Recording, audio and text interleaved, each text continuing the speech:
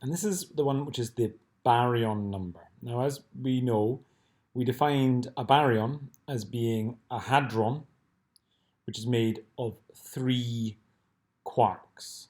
Okay, so you can see that my lambda particle is a baryon, it has baryon number 1. My proton is also a baryon, it has baryon number 1, but my pi minus is not a baryon, it's a meson.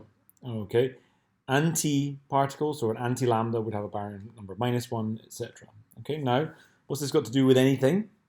Well, the total baryon number in any kind of interaction has to also be equal to that of the daughters. So you can see a pattern here. Okay, in this case we use our example interaction B. Lambda becoming a proton and a pion. B of the parent must be equal to B of the daughter.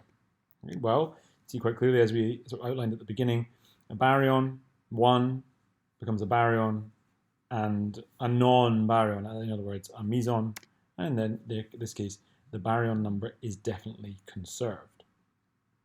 Okay, now again, we'll apply this to our other interaction here, which is our neutron decaying to become a proton, an electron, and an antineutrino.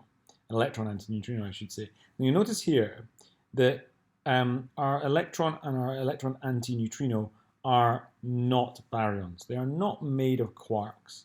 Okay, this is because electrons and electron antineutrinos are what we call fundamental particles, okay, and these are not made of anything else. So an electron is not made of quarks, and it certainly isn't made of 3 quarks, and therefore it has a baryon number of 0.